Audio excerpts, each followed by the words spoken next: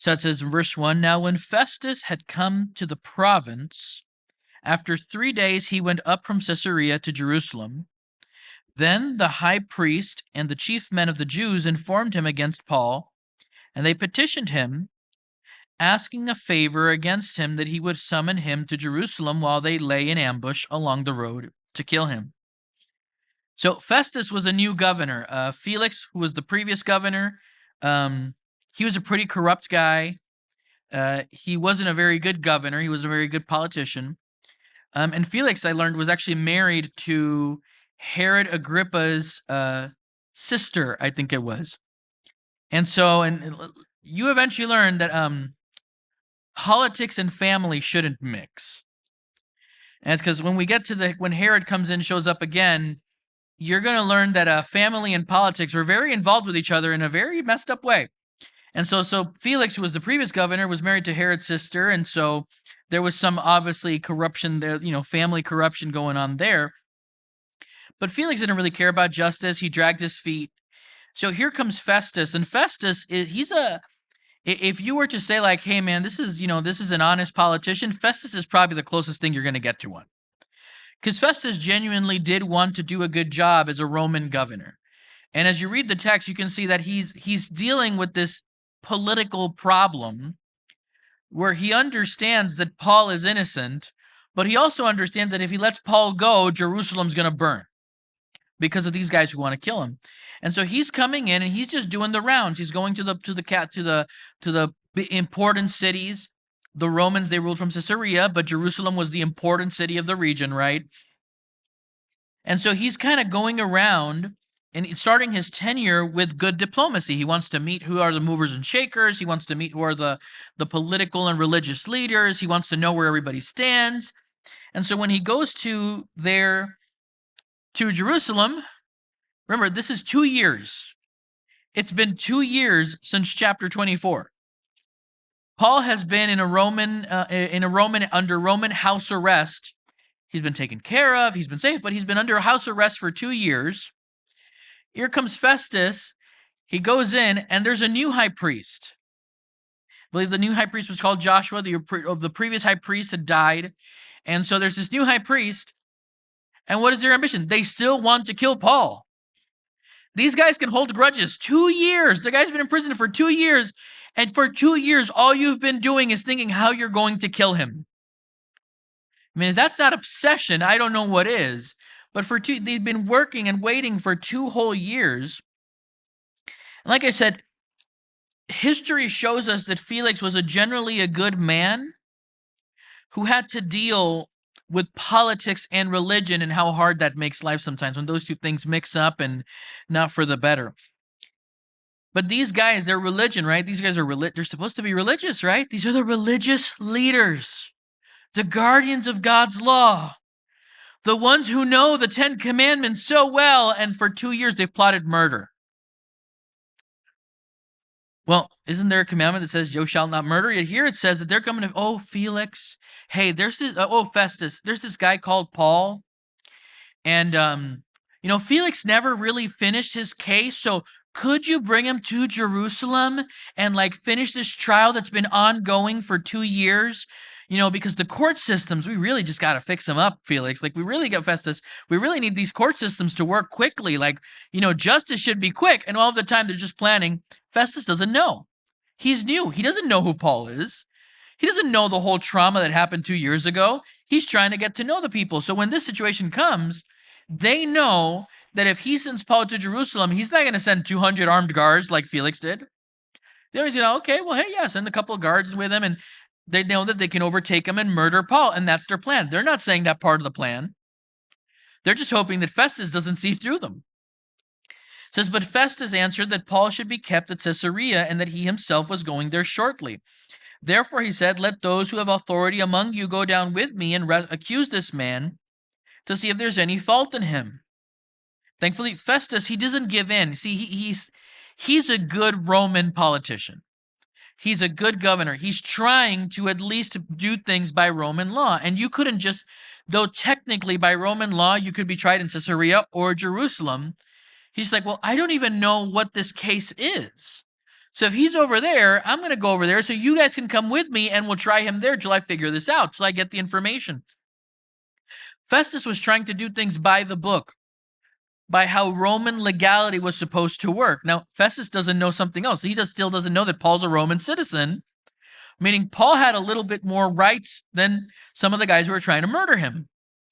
And so Festus, he's just trying to do things by the book, the proper way, trying to be dressed. And thankfully, the Lord put this guy there because it meant that Paul wasn't going to be just sent for political favors. But it says, verse 6, and when he had remained among them more than 10 days, he went down to Caesarea. More than 10 days. Some translations say between 8 to 10 days. No more than 8 to 10 days. He went down to Caesarea. And the next day, sitting on the judgment seat, he commanded Paul to be brought. So he starts a formal court proceedings. There's no backroom politics, which is what Felix did a lot. Festus, he's doing things how they should be. He's going by the Roman law. When he had come, the Jews who had come down from Jerusalem stood about and laid many serious complaints against Paul, which they could not prove. Well, he answered for himself, neither against the law of the Jews, nor against the temple, nor against Caesar have I offended in anything at all. So what's going on is, right, for 2 years, these guys are just plotting his murder. They're just trying to get him in trouble. So they start accusing him. Oh, he's a rebel leader. Oh, he doesn't pay his taxes. Oh, he's corrupt. They just start bringing all these accusations. Okay, and Festus, being a good judge, he goes, so where's the proof? Well, and listen, this is a good little point, right? Festus, he's a good judge. He's calling for proof. He's saying, show me the evidence. And this is in a court of law, which should be that way. But even amongst Christians, right? Even if you have someone coming to you and accusing someone of something or gossiping about them, you should ask that question. So where's the proof? Oh, you say that where's the proof? Oh, let's go talk to them so you can show them the proof to them. Oh, I don't want to do that. Oh, okay, so you're a gossip. So you're slandering them. This is why later on Paul says that no one should accuse an elder unless there's 2 or 3 witnesses. This is why in the Old Testament, you could only take an accusation if there were 2 or 3 witnesses. Now, it's not that you had to have a witness for someone that saw it. It's you needed to have evidence, proof. That could be a text thread to make modern society, right? But there has to be, you can't just willy-nilly say things about people without evidence, because that's slander, that's accusation, that's gossip. And so here you have Festus, who's a non-Christian. He doesn't know what's going on, but he's doing his job. He's doing his due diligence, and he's like, well, you guys are accusing him of all these things. You're accusing him of sedation against your religion. You're accusing him against, something against your temple, and you're accusing him against Caesar, but you have no proof. And then we look at, well, Paul, what's your stance? I didn't do it. I can prove to you, I got witness, and Paul had all the evidence on his side. That he stood calm, knowing that, number one, the Lord had him, right? Because earlier he was discouraged. He was like, Lord, what's going on? And the Lord came and said, hey, Paul, don't worry. I'm going to use this to get you to Rome. I told you that you would share the gospel with all these kings and politicians and political powers and Gentiles and Jews. I told you that I was going to use you to speak to people that no one else was going to reach, right? So this is how I'm going to get you to do that, Paul. I'm going to get you all the way to Rome, and you're going to preach to the emperor himself. Just watch. And so Paul knew he was going to make it to Rome. He knew he wasn't going to die. He knew he wasn't going to get caught up. He knew he wasn't going to end up here forever. He knew that at some point, this was going to result in him getting to Rome. And a Christian, you can live in that confidence too. You know that there is a heaven. So there's no fear of death. You know that he's giving you certain promises so you can hold on to them. You know that he said that he has not given us a spirit of fear, but of power, of love, and of a sound mind in 2 Timothy 1:7. You know that he's given you these things to where you can walk in the same confidence. Because has God changed? The God of Paul and our God is a different God? No, he hasn't changed, has he? So in the same way, when things look uncertain, when circumstances are difficult, we can walk in the same confidence as Paul, knowing that God's got this. And the trial will pass. It might pass like a kidney stone, but it will pass. It might hurt a lot, but it will pass. But there's something that we learn from Paul here too regarding these situations, which is really interesting, which I'll mention. But you know what? One thing I noticed, like, these are the religious leaders of the Jews, right? These are the defenders of the law, the defenders of the covenant. Don't you see they're breaking all their own laws? Thou shalt not murder. They're plotting murder. They wanted to kill him. They were paying people to go murder Paul. They were causing division and strife. All these things were in the Old Testament. And then even here, they said that through the mouth of 2 or 3 witnesses, and they're just accusing him. They have no witnesses. They have no evidence. They are breaking their own religious laws in the name of their religion. And it really does go to show you the danger of religion. Being religious is a dangerous thing. Being religious is what causes some people to strap bombs on themselves and go into a building and blow the building up, or to hijack planes and drive them into towers, or to take a child and say, oh, this is what's going to honor God, and they strap a bomb to the child and send them over to some soldiers in the name of religion. Religion is what causes certain religious groups to completely ignore humanity. They will take care of rats, and they'll let the rats eat from their own plate, like, oh, because the rats are our honored ancestors, reincarnated. But a 10-year-old child will be starving on the road, and they're like, no, that's karma. That's their bad karma. Because they must have done something terrible in a previous life, and that's why they're suffering now. So, but then the rat can eat from my table because, the rat's a good thing. Religion is a dangerous thing, and it can cause a lot of issues. And here you see, we end up contradicting. When we're religious, we end up contradicting ourselves all the time. We end up violating our own religious beliefs all the time. And this could be religious beliefs into legalism. This could be religious beliefs into Islam. This could be whatever, Mormonism and all these different things, all these cults and all these religions. But ultimately, religion is a very dangerous thing. Look what it's causing these people to do. These are the religious leaders. These are the movers and shakers of Jerusalem. The people who are like, oh, we got to kill Paul because he's broken our laws. But they're breaking their laws. They're accusing him of what they're doing. They're accusing him without witnesses, without evidence. So they're breaking their law. They want to murder him and are plotting all these horrible things. They're breaking. This is what religion does to an individual. And this is why these are the guys who Jesus said, oh, you guys pray in the corner, and you make sure that everybody knows how much you gave in your tithe, and you wear all your religious things, and you're all these things, and you make yourself look all this, so amazing, so puffed up. But inside your whitewashed tombs, you look white on the outside and you're dead on the inside. You're like, this is why Jesus got so frustrated with these people, because you see that here. That these are the guys who are accusing Paul of rebellion and all of these sins and all these crimes, and they're the ones committing the crimes. These are the guys. It's after this, right? That a couple of years after this, where it's these same guys who later on rebel against Rome and Josephus and all that stuff happens. It's these same people. They're the ones causing all these. Their religion, their religiosity. It's what's turning them into monsters. It's what's turning them into all these horrible people.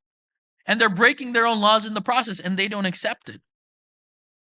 But it's interesting, right? We judge people harshly over the sins we ourselves commit now, don't we?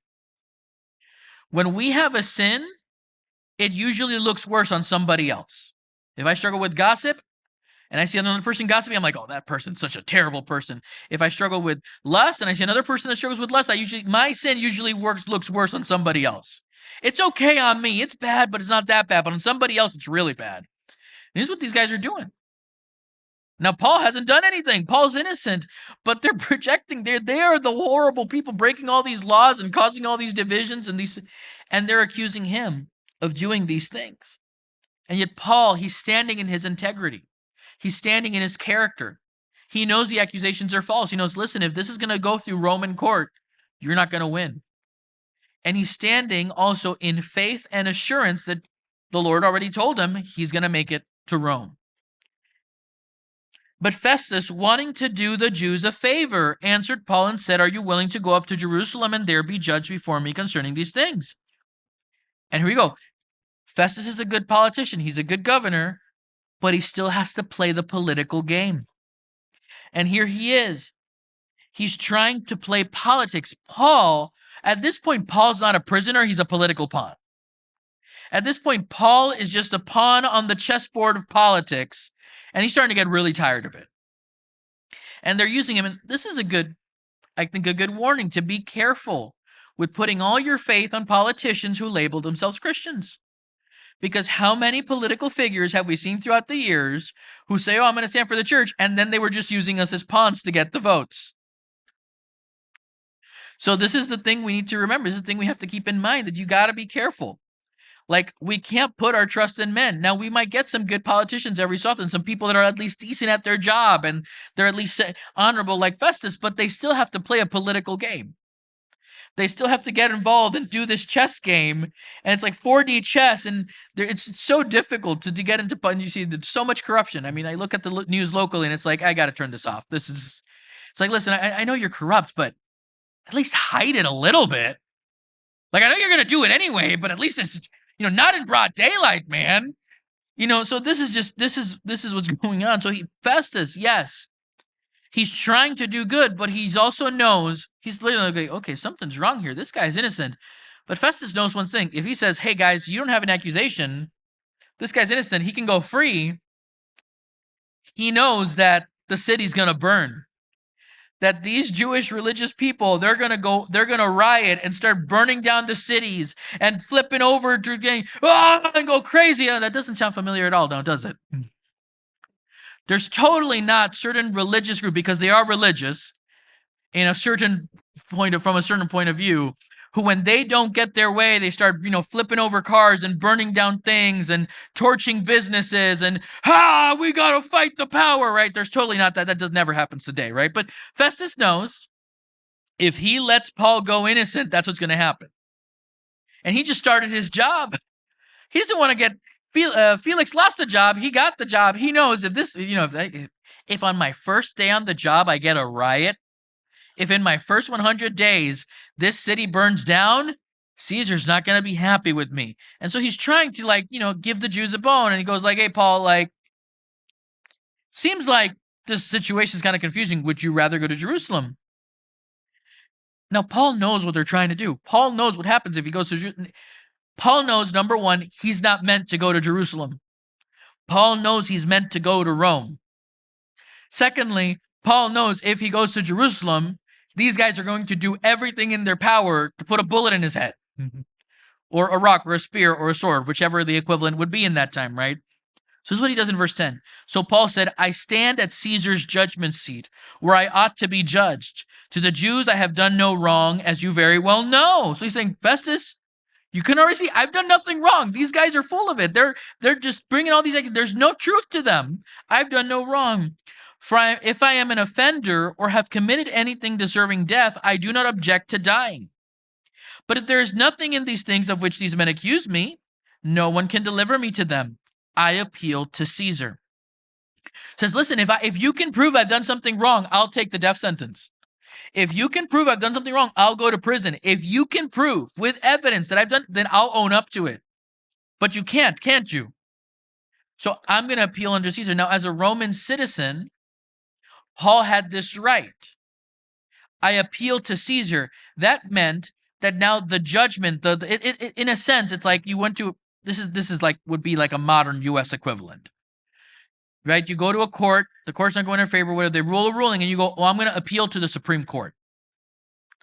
So this district court judge did a ruling. Everyone's like, this isn't right. So now you appeal to a higher power. You appeal to the Supreme Court, and now the jury the whole case goes to the Supreme Court, right? And what they say can usurps whatever the lower court judges do. So that's what Paul's doing. He's doing like, this isn't going anywhere. You know I'm innocent. Ship me over to Rome. Send me, I appeal to Caesar. Send me on my all-expense trip to Rome, because I'm going to go deal over there. He made a wise call. Number one, he knew where he had to go, and he knew if I do this, then I get an all-expense trip to Rome. I don't got to drop a dime. The government now has to pay all my expenses to take me over to preach the gospel to Caesar. He knew that's what it was. And he also knew that in this decision, it would keep him under Roman protection. Because why has Paul not gotten assassinated over these 2 years? Because the Jews knew he was in the under Roman guard. And if they went in there, it wasn't going to go well for them. So they were like, that's why the whole plot. Well, on the road to Jerusalem, we're going to come one night, slit his throat. No one's going to know. That was the plan, where they could hide and blame it on bandits. They could not do that when he was under Roman guard, under a secure city with a Roman governor there. And so Paul, he knew, well, if I do it this way, they can't do anything. And in a sense, because of then Festus, says then verse 12, then Festus, when he had conferred with the council, answered, you have appealed to Caesar you shall go. At that moment, the religious leaders lost. At that moment, they knew there's no way we can get to him, because this man's going to be under Roman guard 24/7. You're going to put him on a Roman boat, they're going to take him to Italy, where we can't make it. So they knew at this point, these guys must have gone, because you remember, right, 2 years ago, some of these guys made a vow that they were never going to eat until they had killed Paul. Those guys are probably dead. But maybe some other guys made that vow too, and now they realize, oh my gosh, I'm going to join my dead brethren, because you were doing stupid, dumb, vows that you were going to murder a guy. What? I thought your religion said thou shalt not murder. And you're saying, until I murder this man, I'm not going to eat. And so the whole situation stripped out of their hands. They no longer have any power in the situation. And now he's ready to go to Rome. So this is Festus met with his counselors and decided that he had to give Paul his appeal, because that was his right as a Roman citizen. But again, notice something interesting about this. Paul is ready to die for Jesus, right? Because look, if you can accuse me of anything wrong, then I'll accept it. I'll accept the death sentence. In Philippians, right, he would say, to me to live is Christ, and to die is great gain. Paul was ready to die if that's what that's what it entailed for Christ. But he doesn't do it. He doesn't foolishly choose death. Paul was ready to die, but he didn't have a death wish. See? Because God doesn't want you to foolishly and recklessly expose yourself to danger and throw your life away. Now, some people think that, I'm going to go do this, and they come up with these convoluted plans. And they willingly expose themselves to danger that God never called them to do. And they willingly put themselves in, I'm just going to have, and they do these things that are willingly that they're foolishly making decisions that are going to lead to their death. And they're blaming God on it. Because they are.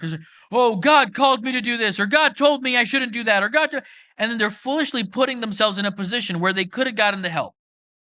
They could have done the same thing without putting themselves in danger, but they went out of their way, and that's not the Lord. Now, when you follow the Lord, is there going to be suffering? Yes. Is there going to be tribulation? Yes. Is there going to be danger? Yes. Could you potentially die? Yes. But you don't go looking for it out of the way. You don't go trying. It's not like you throw all caution to the wind. There will be danger, trials, and difficulties, but sometimes that danger, trials, and difficulties is self-brought. Paul knew they were trying to kill him. Paul knew he wasn't meant to go to Jerusalem. He was meant to go to Rome. So what had he said? Yeah, sure, I'll go to Jerusalem. Yeah, and I'll show these guys that they're wrong. Because God's my witness. God's going to stand for me. God's like, Paul, I told you we were going to Rome. Well, you're making this really hard, Paul. Because then he's putting himself in a foolish, God's going to protect me. Yes, he is. But that doesn't mean go drink cyanide. That doesn't mean take the rat poison. That doesn't, or like, some Christian groups are like handling poisonous snakes, and you're like, well, no, because the snake bit Paul. And he's like, yes, because Paul was on his way to Rome and he wasn't going to die until he got to Rome. He knew that. And he didn't go out handling the snake. He was picking up firewood, and the snake was in the firewood. So you go handling snakes and you die. Oh, he must have been in sin. Oh, really? That's your excuse? That's your reasoning? He must have been insane and that's why he died of the snake poison? Or maybe you were really dumb and you did things that God never called you to do because you have a whacked view of God. And Paul, he didn't start handling snakes. It's just like he was picking up firewood and the snake was there. And then it didn't kill him because he was meant to get to Rome. In this situation, he sees, well, I'm meant to get to Rome. So yeah, I'm not going to Jerusalem. You're taking me to Rome. I'm not going to play this political game anymore. I'm not going to be your political pawn anymore. You are taking me to Rome as is my rightful. He knew when to use his Roman citizenship. Paul knew when to exercise his rights. He knew when to lay low his rights and lay them down and not use them and say, nope, I'm going to lay down my rights or my liberties for the sake of another person in love. And he knew when to say, nope, these are my rights and I'm standing by them. In a modern society, it'd be like Paul would know when to say nope, you know what? I'm not going to exercise my right and eat meat. I'm just saying because this person thinks meat is a sin and they're really struggling with it. So I'll hold off and I'll just eat a salad. The sometimes no, I know my right for free speech. You ain't taking that one from me. I'm going to preach the gospel. I know my rights. So Paul knew how to play this game. He's like, no, I'm done with you guys. You guys are a bunch of politicians. You're all playing chess. I want to play checkers. You're done. And he got himself out of it. But it is interesting, right? It is something to think about where he didn't go out of his way foolishly to get himself in trouble. To Timothy, right? Timothy was having stomach problems in 1 Timothy. And what he said, drink a little wine for your stomach's sake, right? Hey, modern day equivalent, drink a little medication. Timothy, take the medication for your health. Timothy, I know, hey, wine, you could stumble someone, so you're only drinking water because you don't want to stumble anybody. But hey, listen, just take the medication, Timothy, for your health. That's what he told Timothy. He's like, because wine, you would use the wine and you would dilute it in the water to kill the bacteria because they didn't have, our system's not great, but we have better quality water than what they had. And so that's what he was telling Timothy. Use some of the practical ways, practical medication to just make sure that you can, because if Timothy was sick all the time, how was he supposed to pastor? If you're sick, how are you supposed to minister if you're sick all the time, right? So, hey, Timothy, yeah, go to bodily exercise profits little. Well, he didn't say it didn't profit. He said, hey, yeah, do some exercise, Timothy, so you're healthy, but don't get obsessed with gym rat. Yeah, Instagram gym, grinding at the gym. No, that's a waste of time. That's what Paul was saying. If you're that type of person, you're wasting your time, but be healthy so you can minister. And this is what so Paul never taught, go out of your way. Oh, I just got to believe that God's going to cause this healing. So I'm going to break my leg. And it's like, what are you doing? What's wrong with you? And this is what Paul's trying to do. He wasn't foolish. He knew when to exercise his rights, and he didn't throw himself. He knew his life was in danger, but he didn't jump on the sword. He knew when was the right time to do something, and he wasn't scared of dying. He wasn't scared. This is the same guy who got stoned, came back to life, and walked back into the same city that stoned him. So he wasn't a guy who was scared of dying. He just didn't purposely look for. He just knew nope, God's not done in this city. So they did hit me with rocks in the head and I passed out for a couple hours and saw the third heaven. Yeah, that all happened. But yeah, God's not done in the city, so I'm going back in. But here he knows nah, Jerusalem, you guys I'm done. God's already told me I'm not going to you guys anymore. You guys are crazy. I'm going to Rome. And so he knew when to make those decisions. And after some days, King Agrippa and Bernice came to Caesarea to greet Festus. Now, this is Herod Agrippa II. Why is that important? His grandpa tried to kill baby Jesus, in Jerusalem, the guy who ordered the massacre of every 2-year-old and under in the region of Bethlehem. That was his grandpa. His great uncle was the guy who killed John the Baptist. And his dad was the guy who had James, the brother of John, beheaded and killed. So, interesting family history here, right? Now, some translations say here his sister Bernice because he married his sister. And this was her third marriage because her first marriage was to her uncle. And then the other marriage was to some rich merchant man in Rome. And then Herod visited Rome and he's like, hey, you want to go with me? Sure. So you can tell that, I guess they wanted to keep it in the family. I don't know. But it was, because you can tell this is a messed up family. This is a messed up politician. This is a very horrible, these guys are, you can tell they're all over the place. And so these are the people who are visiting and ruling. So all I have to say, there's those times where you read in Paul and Paul says, hey, pray for all those who are in authority. And when he wrote that, he's talking about these people. Meaning we get the privilege of voting, right, our people in. But whoever ends up getting into the seat in the White House or in the governor mansion or wherever, you're called to pray for them. And not pray, Lord, strike them down with mighty anger. No, that's not what Paul said. That's not what Paul said. No, Paul said, pray for them. That they would not pass laws that would hinder our ability to preach the gospel. Pray for them that the Lord would work in them and even save them. That's very different to some of the prayers that we pray for politics now, isn't it? So when you look at the political figure and you feel rage, you got to pray for them. God, just punish them. No. Pray that the Lord would save them. Pray that the Lord would help them. Pray that the Lord would prevent them from passing any laws that would go against the church and go against preaching the gospel and stop us from being able to practice our faith. Yeah. And when they pass those laws, then we rebel. I'm going to pay. Taxes are higher. Yeah. Well, guess we got to pay our taxes. That's what Jesus told Peter. Hey, go pay your taxes. Hey, go fish a fish. And okay, look, hey, here's our tax money and go pay the taxes. But at the same time, right? Then, hey, you guys aren't allowed to pray. You guys aren't, I think it's Scotland. Scotland passed law where now they're sending cops if you're praying in your house. That was some crazy thing that I was reading because it was the UK really has walked away from their rich heritage of faith. I mean, this is the place of Charles Spurgeon and C.S. Lewis and John Knox, and now they're stopping people from praying. And they're stopping people from they're way crazier than we are. Like, trust us, America is a haven in comparison with some of this stuff. But so this is what's going on. So those are the people that God says, hey, pray for them.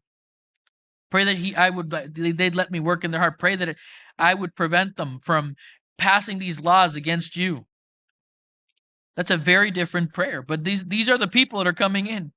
It says, when they had been there many days, Festus laid Paul's case before the king, saying, there's a certain man left a prisoner by Felix. In other words, Festus said, Felix left me a big mess, and I'm trying to clean it up, about whom the chief priest and the elders of the Jews informed me when I was in Jerusalem asking for a judgment against him. To them I answered, it is not the custom of the Romans to deliver any man to destruction before the accused meets the accusers face to face and has opportunity to answer for himself concerning the charge against him. So basically, Festus, again, he's learning what's going on, right? He's learning the area. He's learning the who's who. And he knows Herod is one of the kings in the area of Judea. And that Herod Agrippa, he has some knowledge of the Jewish scriptures. He actually had a pretty good education. He wasn't Jewish, but he had a pretty good education and understanding of Jewish culture and Jewish law. And so Festus is just like, listen, I got to send this guy to Caesar, but I don't know what to say. Like, I don't know what to write. Like, hey, Caesar, here's this guy. I got no idea why he's here. That doesn't look good on a political resume to Caesar. You send that to Caesar, Caesar's going to go like, so are you bad at your job? Cool, because I'm getting your replacement already. Like, that's how Caesar would have responded. So Festus, he's getting some local advice, trying to figure out, like, what do I write about this guy? It says, therefore, when they had come together without any delay, the next day I sat on the judgment seat and commanded the man to be brought in. When the accuser stood up, they brought no accusation against him of such things as I supposed, but had some questions against him about their own religion and about a certain Jesus who had died, whom Paul affirmed to be alive. So what was the biggest issue for the religious leaders? It was the resurrection. The resurrection was the biggest problem. And said, listen, it hasn't changed. Many today are okay with Jesus dying, but they're not okay with the fact that he rose again. They're okay with, he died, but his resurrection, which proves that he has absolutely forgiven sin, which proves that he has given you a new life, which proves that he has given you power and abilities and all these things that he has endowed, that he comes to live in you. That's part of the resurrection. That's the part people have problems with. That he has forgiven everything because he died for our sins. Yeah, but The resurrection proves he's cleansed it all. He's dealt with it all. He's completely changed the whole picture. That the resurrection proves that now he comes to live in us. The resurrection's the problem. And people are resistant. A lot of Christians are confused about this. And maybe the dying part they're okay with, but when you start talking about the resurrection, it does not compute, and it bothers them. Because we're hyper-focused on our guilt, but we don't focus on what has he given us, who has he made us. The resurrection is where our identity comes into play. The resurrection is where his indwelling power comes into play. The resurrection is just as important, if not more important. In fact, when Paul wrote to the Corinthians, right, and he was giving this apologetic moment of explaining the truth of Christ, did he spend a lot of time defending the death? No, the death was a certainty. No, he spent a lot of time defending the resurrection, and even said that if Jesus hasn't risen from the dead, our faith is fake. So in the resurrection is really where Paul would say, listen, this is important, and this is even more important. Because a lot of people can handle this part, but they don't want to deal with this part, because this is the part that changes everything. And so these religious leaders, now they were okay with Jesus dying. They were okay with Jesus dying because they tried to kill. They were the ones who killed Jesus, right? They were not okay with Jesus resurrecting from the dead, because that means they failed a lot of times. And that means that everything they believed was wrong, and everything that these apostles were saying, whom they hated, whom they were trying to kill, was true. And so the resurrection was the threat. It says, and because I was uncertain of such questions, I asked whether he was willing to go to Jerusalem and there be judged concerning these matters. But when Paul appealed to be reserved for the decision of Augustus, I commanded him to be kept till I could send him to Caesar. So he's saying, look, so Festus goes like, dead guy coming back to life? Like, what is going on? Festus is completely confused. He's like, I don't understand what's going on. And that's why he's talking to Agrippa. He knows Agrippa has some knowledge of the Jewish faith. And he's like, hey, listen, can you explain some of this stuff to me? I got no idea what's happening. I just got here. Been here for, a little bit over a month.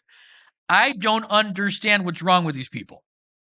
Can you explain it to me? Because I got to send this guy to Caesar, and I can't just put like, hey, Caesar, sending this guy, lol, LOL, good luck. He can't do that. He can't just send a random text message. He had to send, hey, Caesar, I'm sending you this guy because he was accused of this. He has to bring some concrete information to Caesar, or else it'll be like, well, you're not doing your job. You should get fired. And it was really easy to get fired under Caesar, especially in Israel. I mean, that happened quite a bit. And so this is the situation he's finding himself in. Just sending Paul free to go, and then setting Paul free was another risk. Would have cost him his job too, because then, the mobs and the burning and the destroying of businesses and yada, yada, yada. So he knew he was in a tough place. He's like, I don't know what he did. And if I set him free because he's clearly innocent, these guys are going to go crazy and burn down the town. So Agrippa, you got any ideas? Is there anything you can help me with so I can kind of explain to Caesar what the situation is? So in all this, he's at least an honest politician. You got to give it to Festus. He does play the political game, but at least he's aware this guy's innocent. He's starting to realize these guys kind of want to kill him. So he's seeing the picture and he's like, well, how do I get this done according to the book? This is a very unique situation. How do I get this done according to Roman law? So you got to give it to him. At least he's trying to do his job. Then Agrippa said to Festus, I also would like to hear the man myself. And so Festus answered, tomorrow, he said, you shall hear him. So the next day, when Agrippa and Bernice had come with great pomp and had entered the auditorium with the commanders and the prominent men of the city, at Festus's command, Paul was brought in. So listen, the politicians were treating this as a spectacle. This wasn't a court case for Paul. This was the Judge Judy show. This was, you were turning on the TV to watch the next show and be entertained. And that's what's going on. And when it says pomp, it means like the who's who. It's like Paul's judgment was the entertainment of the day. So it was like, okay, let's get everyone let's do the Grammys. And part of the Grammys will be figuring out what crime this guy committed. And it was just a show for them. So they come in pomp, and they're coming in all their royal garbs, and they're looking all royal. And, you'd have that paparazzi taking pictures. This is what's going on. This is what's happening right now. This man's been in prison for 2 years, And these people are making the Met Gala and showing off that this was happening. I can understand why Paul's getting frustrated. I'd be frustrated if that 2 years in prison and you guys are doing a fashion show. That's what's happening here. And so they're but you know what's funny in all this? These guys are making a show of it. They're making a spectacle. They're showing off like, oh, Festus, you got to see this guy. He's the one who directed my favorite movie. Like they're just doing this big party for all the politicians and famous people. That's what's going on. And yet what's going on for Paul, what Paul is realizing is God is setting up the situation so that he can preach to the most powerful people in the region. According to the promise he gave back in Acts 9, where he told, remember Acts 9 and 10, where he told Ananias, I've separated this man to suffer for my name's sake, and he is going to preach to kings and rulers and Gentiles. And here he is, he's going to be in a room full of Gentile rulers, of the power brokers of the region. He's going to have a captive audience. They're all here thinking they're coming in for the, the political entertainment, the Met Gala. And he's about to show them, he's about to get the opportunity to preach to everybody in the room, the most powerful people in Caesarea and in the region, the gospel of Jesus Christ. And that's where you see God working divinely in the background. Yes, he's stuck, but, he's been stuck for 2 years in prison. That was stuck. Yeah, but had he been out, the Jews would have murdered him. So God gave him free room. Can you imagine getting free rent, free government Secret Service protection, free food, free water? Like all his expenses were paid because he was under Roman protection. God arranged it so that nobody could touch Paul until he made it to Rome. God arranged it so during this whole thing, he would always be protected. He would always be provided for. They allowed people to come in and visit him and bring him donations and all this stuff. Like this man, he was set. He just had to wait. He was just getting bored at this point. He's like, okay, I'm protected in this. When am I going out? I got to preach the gospel. He could still write letters, all these things. But this is what was going on. And this is what the situation. So the Lord, in all these situations, and this is good to tell you, in all your trials, God's working in the background. You might not feel that way. You might be getting very frustrated. You might be getting bored. You might be getting like, Lord, why this stuff? Why this is like, but no, he's always working in the background. You might not see it. Oh, guys, I remember, right? I always go back to the story with Elijah, right? When he's depressed, he just had that amazing moment in the mountain. The 400, it was really 850 prophets because there were 450 prophets of one and 400 prophets of another god. So you had Baal and I think it was Ashtoreth. He had 400 prophetess of Ashtoreth and had 450 prophets of Baal. So it was actually 850 prophets. And here he comes. There's fire from heaven. He kills all the prophets. And then Israel doesn't repent. They stay with the pagan gods. They just saw, WWE God Edition, and clearly one God won, and they didn't switch sides. And he's just frustrated. And so he gets there, and then Jezebel says, I want him killed. He killed all my prophets. I want him killed. And he freaks out. He gets depressed. He struggled with depression. He's like, God, kill me. Elijah got suicidal. God, kill me. And what was God's answer? Elijah, take a nap. Here's some food. Here's some water. That was it. Did you read the text? Read the story in 1st and 2nd Kings. That's what happened. Elijah's like, kill me, God. My life's not worth it. And God's like, Elijah, take a chill pill. Go take a nap. You haven't slept well for a couple days, so go take a nap. Here's some cake, and here's some water. And then in the strength of that cake and water, he walked for 40 days. And he gets to the cave, and he's like, all grumpy. And then God's like, Elijah, what you doing in there? I'm the only one left. And so he's complaining and all this. And then what happens? He says there's an earthquake, but God wasn't in the earthquake. There's a fire that just consumed everything, but the Lord wasn't in the fire. There's a hurricane wind stripping and ripping trunks apart, but the Lord wasn't in the fire. Where was God? In the still small voice. And we so often want to see God in the giant miraculous thing that we don't realize that he is always working in the background, in the quiet. And we're so obsessed with wanting, God, I want to see, the wheelchair person stand up and be healed, that we don't realize I'm working in their heart. And they're joyful even in their situation. In fact, I'm using them to try to point to you that you got to be joyful in your situation.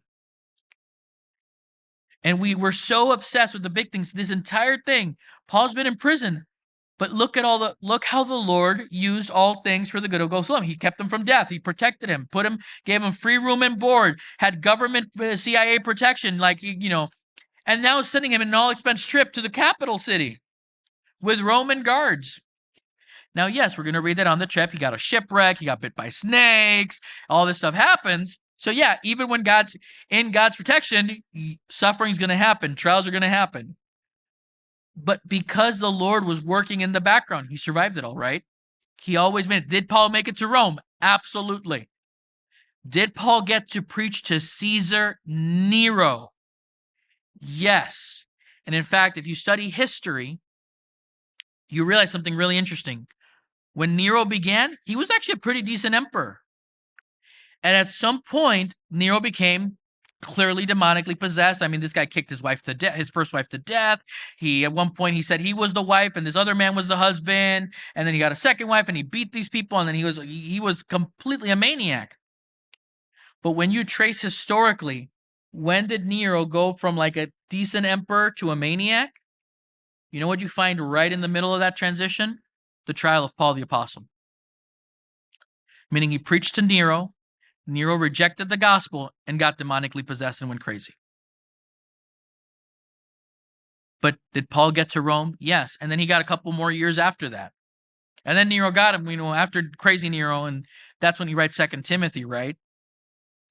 But Paul knew, I'm not going to look for death, being foolish, but I know I'm not going to die until my time's come. And he understood that every moment he was breathing was an opportunity for him. Paul never wasted a good opportunity. And so here he is. Here's the most important people in the entire region.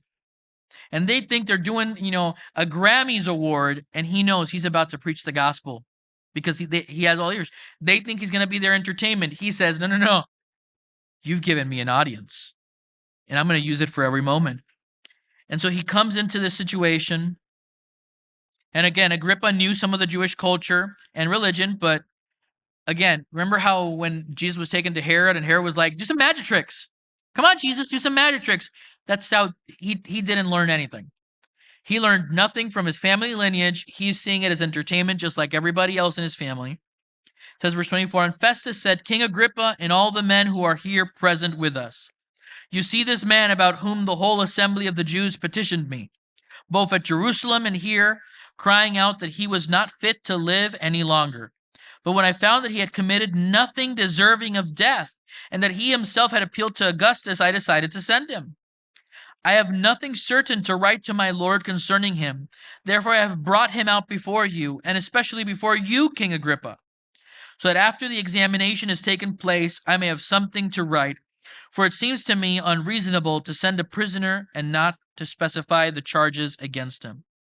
And so those words show that Festus knew Paul was innocent and was using this situation to come up with an official report for Caesar. He could not just send Paul over and be like, he couldn't do that. He had to send an official reason. To send them without a charge was not allowed. It would look like he hadn't done his job to Caesar. And so this chapter ends with Paul walking in with the opportunity to share with the who's who of the region. And it's like if this was a show, Festus is declaring this, Paul walks in and in comes the credits. And so you have to come next week to see what happens next. But next week? No, next week there's no service, right? Because then it's Good Friday. So no Wednesday because we'll have, so you have to, so this is the season, not the season finale. What's it? The halfway through the season where you have to wait for the Christmas break to get the next chapter. That's where. So come on back because come on, join us on Good Friday. And then one more. Oh, Frankie says there's one more. So yeah, come back next week. Yep. So come back next week to see the next part, and then you'll have. And then so there's two more. There's one more chapter before the Christmas break. But you'll see that. But you see this. It's Paul coming in, and he's going to preach. He's going to preach. And every single one of those people, I mean, by the end of the next chapter, Agrippa actually goes, you almost convinced me to become a Christian. And that's going to be a sad statement, right? Agrippa, you were so close. You were so close, but your religion and your politics, which politics is sometimes a religion for some people, right? That does. See, hey, I mean, it's not like it's not like the next episode has been written for 2,000 years. If you got spoiled. Anyway, but so here it is, right? It's so sad that here Paul sees the opportunity, and these people, they just don't. But you're going to encounter some of those, right? So the question isn't how did Agrippa respond? The question is how you're going to respond. When you've heard the gospel, Festus has been hearing this. He's been like, what is Paul preaching? Festus doesn't know anything about it. But he's open. Felix heard, and it actually said, we saw last chapter, Felix was starting to shake. He felt the conviction of his sin. He felt all these things in his life, but he didn't believe. He refused to take the step. What about you? Are you going to resist? Are you going to fight? Are you going to, say, oh yeah, I believe, or just be religious? Are you going to take a half gospel? Yeah, I'm cool with Jesus dying, but the resurrection part, yeah, that's the part that gives me a problem. Are you going to believe everything that the death and resurrection of Christ truly means? Are you going to take every single ounce of it and take it in, internalize it, and realize how it changes your life completely? And are you going to allow that to change? And are you going to let the Lord guide you? Are you going to let him show you that sometimes take a little wine for your stomach's sake, and don't foolishly throw yourself to the lions, but also to be ready when those moments come? Because this is how Paul was. He didn't foolish, but he was ready when back in 2 Timothy, right? When he finally said, I know my time's coming. I know this is the day, Timothy. I know I'm about to get it. I know there's no getting out of Rome for me this time. But he said, but I have fought the fight. I have finished the race. I have kept the faith. Timothy, I'm ready. To the Philippians, right? He said, man, this whole trial, they sent them letters while he was in prison. And he's like, Philippians, oh, man, I have this struggle. You know what my struggle is? I don't know if to stay here on this world or to go be with Jesus. It says, because to go be with Jesus is better, but you guys need me right now in this world. Paul was ready to go to heaven, but he knew people still needed him on this earth. He knew his mission wasn't done. And so he faithfully stayed. And then when he knew it was time, he embraced it gladly. So Paul took the steps to make sure it's not my time yet. So he took the steps to make sure he waited, he could stay a little bit longer. But then when his time was come, he was ready for it. And when his head was decapitated and his head hit the ground, the next time Paul opened his eyes, he was looking at Jesus. And that's what awaits all those who call on him and wait on him. So Lord, we thank you. We thank you that you give us hope, Lord, in all our trials and tribulations, Lord. And some of us might be going through those problems now. We're going through trials and tribulations, Lord, and we don't see you. And we want to see the fire. We want to see the wind. We want to see the earthquake, Lord, but you're working in the background. You're working quietly in the little things. And so often, that's how you do it, Lord. You work in our hearts in the quiet, not in the grandeur. You are not like Herod and Bernice and these. You're not into the pompous thing. You're so humble, and you could be. You're so wonderful, Lord, but yet you choose to be humble. You humbled yourself even to the point of death, the death at the cross. And in that humility, Lord, you don't. Angels are worshiping you, and yet you come in such a quiet way, like winter snow. Quiet, soft, Lord. And so help us, Lord, to see you in the small things. When we feel overwhelmed, help us to look to the little things, to you working in the background, to how you're moving things to our favor and you're working all things out for the good of those who love you. So help us to seek you, to not be foolish, Lord, by seeking your wisdom and knowing your timing for things. Help us to trust you and walk with you. And help us to not put our trust in men, but in you alone, Lord. Help us to pray for those who rule over us.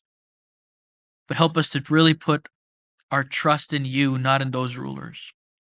To hold on to you, to seek you, and knowing that in the end you will provide all our needs according to your glorious riches in Christ Jesus, till the day it's time for us to be with you in heaven.